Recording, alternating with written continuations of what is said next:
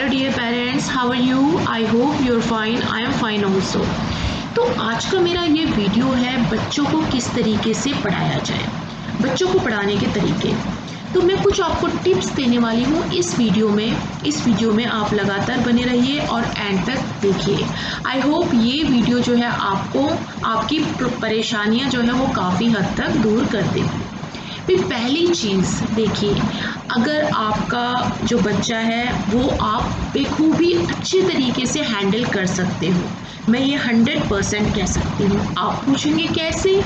फिर जब आप बच्चा पैदा हुआ था तब से लेकर और जब बच्चा स्कूल में पहला कदम जब उसने रखा है तब तक, जब आपने उसको खाने से लेकर, पीने से लेकर, नहलाने से लेकर हर चीज़ में आपने उसको डील किया, परफेक्ट किया, ठीक है। बोलने से लेकर, सिखाने से लेकर, चलने से लेकर, बैठने से लेकर उठने तक के।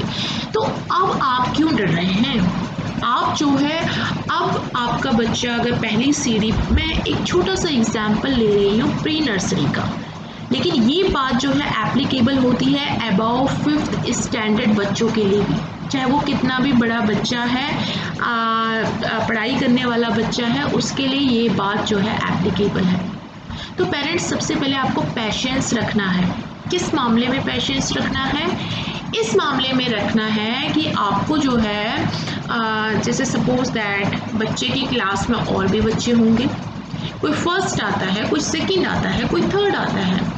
अब suppose that I am giving you example कि अगर आपका बच्चा थर्ड आता है, आप हो गए तो फर्स्ट नहीं आए हो, एक्सपेक्टेशन तो बहुत ज़्यादा होती है ना पेरेंट्स को कि हमारा बच्चा जो है क्लास में अव्वल आना चाहिए, नंबर 1 आना चाहिए, लेकिन वो नहीं आया। तो इस तरीके से आप प्यार से उसको डील कर सकते हो। कंपैरिजन नहीं करना, तुलना नहीं करना। ये कहावत आपने सुनी होगी कि 5 उंगलियां जो है वो बराबर नहीं होती, ठीक है। अब इसका एग्जाम्पल ले लेते हैं। 5 उंगलियां बराबर नहीं होती, सारे बच्चे एक जैसे नहीं होते, सब बच्चों का डेवलपमेंट अलग अलग तरीके से होता है। और कोई बच्चा पढ़ाई में अच्छा निकल जाता है, कोई डांस में अच्छा निकल जाता है, कोई स्पोर्ट्स में अच्छा निकल जाता है, अलग अलग कैटेगरीज, म्यूजिक में अच्छा निकल जाता है, तो सारे, कोई सिंगिंग में अच्छा निकल जाता है। इतनी सारी कैटेगरीज हैं, जरूरी नहीं है कि बच्चा सिर्फ पढ़ाई में ही पूरा अपना जो है नंबर 1 आए। तो हर बच्चे की अलग अलग जो है एलिजिबिलिटी होती है। तो ये चीज़ आपको पहचाननी पड़ेगी सबसे पहले अपने बच्चे के अंदर, और दूसरे बच्चे से कंपेयर करके उसको जो है ये ना कहें कि उनका बच्चा तो ऐसा है, वो तो इतने नंबर लाता है, वो तो ऐसे करता है, वैसे करता है। इससे हीनता की भावना आएगी, ठीक है।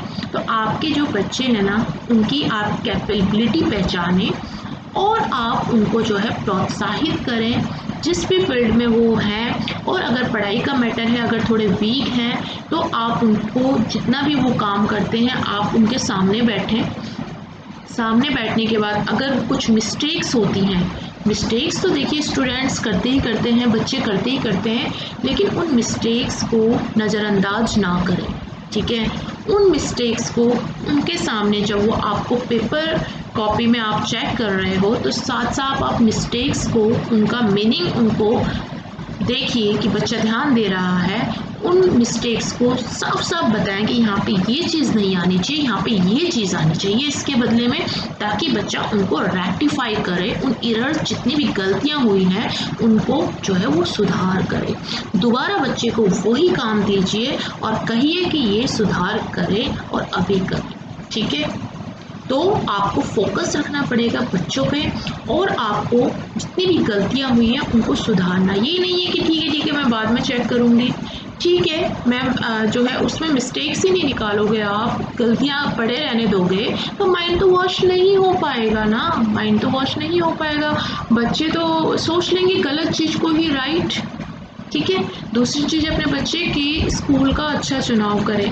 अगर वहाँ पे टीचर्स ही अच्छे नहीं हुए, कहीं गांव देहात में होता है ना, ग्रामीण इलाके होते हैं, अगर वहाँ पे टीचर्स का ही सिलेक्शन अच्छा नहीं है, अगर टीचर ही जो है एजुकेशन में, लिखावट में, पढ़ाने में, उठने में, बैठने में, डिसिप्लिन में, अगर टीचर्स ही अच्छे नहीं हैं, तो बताइए आप, आपके बच्चे क्या सीखेंगे?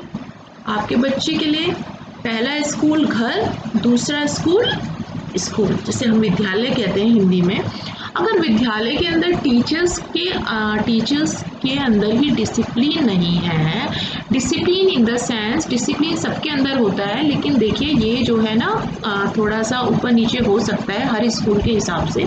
तो ये सारी चीज़ें आपको कहते हैं, बच्चा जो है स्कूल से सीखता है।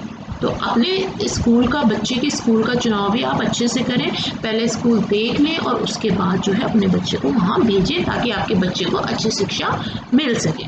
ठीक है, अब मैं आपको बताती हूँ, छोटे बच्चे हों या बड़े बच्चे हों, सबको आजकल फ़ोन का क्रेज़ है।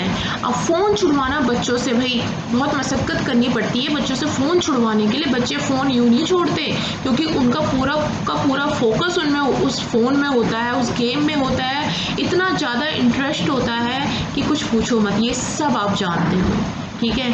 तो मैं आपको एक चीज़ बताऊँगी कि अगर छोटे बच्चे हैं, ठीक है, तो उनके लिए अगर आप प्ले स्टोर से कुछ गेम्स अगर डाउनलोड कर रहे हो, तो आप इस तरीके के गेम्स डाउनलोड ना करें जो बेकार के हैं, ठीक है। आप इस तरीके के ऐप्स हैं अवेलेबल जो एजुकेशन के पर्पज़ के, ठीक है, जिसमें जैसे अगर अल्फ़ाबेट हैं तो उसमें अगर फिंगर फिराने से जैसे इस तरीके से ए बनता है, तो आप इस तरीके की आप एक्टिविटी करवा सकते हैं बच्चे से।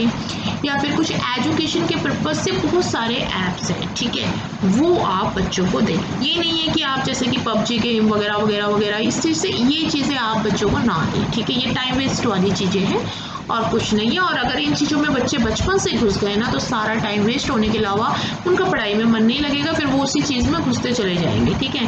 तो एजुकेशन के पर्पज़ से जितने ऐप्स हैं, जितने ऐप्स नहीं मतलब अपनी कैपेसिटी के, अपने फ़ोन इंस्ट्रूमेंट के हिसाब से आप जो है 2, 3, 4, 5 जितने भी एजुकेशनल लर्निंग ऐप हैं वो जो है आप डाउनलोड करके रखें। अगर आपने कोई टाइम फिक्स कीजिए, ये नहीं कि आप पूरे दिन वही बच्चे को फ़ोन दे के रखे हुए हैं कि बच्चा जो है अब पढ़ाई कर रहा है, ऐसा नहीं, ठीक है। एक टाइम आप निश्चित कीजिए, आधा घंटा, 20 मिनट, हार्डली पूरे दिन भर के लिए 1 घंटा, 15 मिनट सुबह दे दिया, जब आपको लग रहा है कि आप थोड़े से बिजी हैं, आप कुछ काम करना चाहते हो, फिर आपने बीच में दे दिया, दिन में दे दिया, शाम को दे दिया, मतलब टाइम को 1 घंटे को आप डिवाइड कर दीजिए। ये नहीं कि पूरे दिन भर फ़ोन देना है, ऐसा नहीं करना है आपको, ठीक है।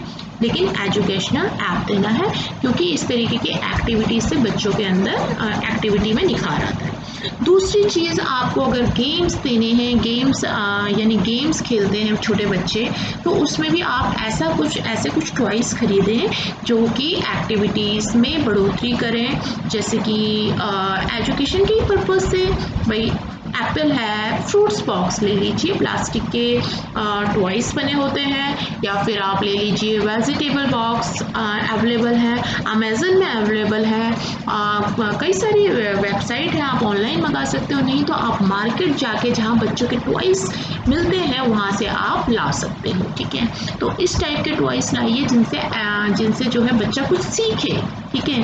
बेकार के गेम्स खेल के कोई फ़ायदा नहीं है। तो जिस तरीके से आप बच्चे को ढालेंगे, जिस तरीके से आप एनवायरनमेंट बनाएंगे, उसी तरीके से बच्चा जो है वो सीख जाएगा। तो इंटरनेट का जो है आजकल ज़माना है, तो इंटरनेट की फैसिलिटी उठानी है तो एजुकेशन ऐप डाउनलोड करके रखिए और बच्चों को वही चीज़ें दिखाइए जो ज़रूरी है, ठीक है, वही चीज़ें दिखाइए आप। और इसके अलावा मैं आपको बता देती हूँ कि suppose that you are going somewhere, ठीक है, अगर आप कहीं जा रहे हो और अपने बच्चे से रिलेटेड कुछ सामान लेने जा रहे हो, ठीक है, छोटा बच्चा है या बड़ा बच्चा है स्कूल का, अंडर 5th स्टैंडर्ड, तो आप अपने बच्चे को लेके मार्केट जाइए। अगर आपको ज्योमेट्री बॉक्स खरीदना है, पेंसिल खरीदनी है, कलर्स खरीदने हैं, कुछ अपने बच्चे से रिलेटेड कुछ भी आपको ब्रेन बूस्ट जो टॉयज़ होते हैं या कुछ एक्टिविटीज़ के लिए सामान जो आपके बच्चे का ब्रेन वॉश करे अच्छे से और दिमाग को बढ़ाए, ठीक है, ऐसा कुछ सामान खरीदना है ना, तो आप अपने बच्चे को उंगली पकड़िए और साथ में आप ले जाइए, ठीक है, कि जैसे भी जाना है आपको, ठीक है। और बच्चा जब शॉप पे देखेगा हाँ भाई मेरे लिए सामान खरीदा जा रहा है और और मेरी पर्पज़ से ख़रीदा जा रहा है तो बच्चे के दिमाग में रहेगा। बच्चों की ना मेमोरी बहुत शार्प होती है। अगर आप बच्चों को ले जाओगे और उनके सामने बाय करोगे, दुकानदार को पैसे दोगे और उसके बदले उसका सामान लोगे, बच्चा खुद भी चॉइस कर सकता है ये और बच्चा जब खुद चॉइस करेगा ना तो वो डेफिनेटली घर में आके ना उस सामान से ज़रूर खेलेगा, ठीक है, और ये पढ़ेगा, क्योंकि बच्चे को पर्टिकुलर पता होगा हाँ भाई मम्मा मेरे लिए ये सामान लाई है और मुझे जो है अब इससे पढ़ना है। अगर पढ़ने का मटेरियल है तो पढ़ेगा, खेलने का मटेरियल है तो खेलेगा।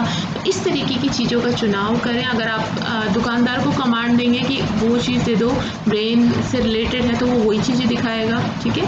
तो उनमें से ही बच्चा जो है चूज़ करेगा और उसको साथ ले जाइए और साथ लाइए, इससे भी जो है दिमाग जो है बच्चों का बढ़ता है। तो मैंने आपको कुछ टिप्स बताए कि छोटे बच्चों को आपको किस तरीके से हैंडल करना है, किस तरीके से पढ़ाना है। गुस्सा आपको बिल्कुल नहीं करना है, आपको मारना नहीं है। ये नहीं है कुछ माताएं होती हैं, मदर्स होती हैं जो बच्चों को पिटाई लगा देती हैं, ऐसा बिल्कुल नहीं करना। हार्डली 5 साल तक देखिए बच्चे छोटे होते हैं, उनका विकास हो रहा होता है और उनको मारना सही रास्ता नहीं है। सिर्फ आप थोड़ा अपनी नाराज़गी प्रदर्शित कर सकते हैं कि नहीं बेटा ये नहीं, नाराज़ हो सकते हैं, उसको समझा सकते हैं, लेकिन मारना तो किसी भी स्टैंडर्ड के बच्चे के लिए ठीक नहीं है, ठीक है। आवाज़ में ही इतना दम होना चाहिए कि बच्चा थोड़ा सा डर ना जाए, बच्चा समझ जाए बात को कि मम्मा टीचर क्या कह रही है, ठीक है। तो ये कुछ टिप्स थे जो मैंने आपको बताए। अगर आपको वीडियो अच्छा लगा हो ना तो please hit the like button, like करें और इस चैनल को ज़रूर सब्सक्राइब करें, साथ में बेल आइकन ज़रूर दबाएं ताकि मुझे आगे की वीडियोस बनाने के लिए प्रोत्साहन मिल सके, मोटिवेशन मिल सके। So thanks for watching this video. Thank you very much.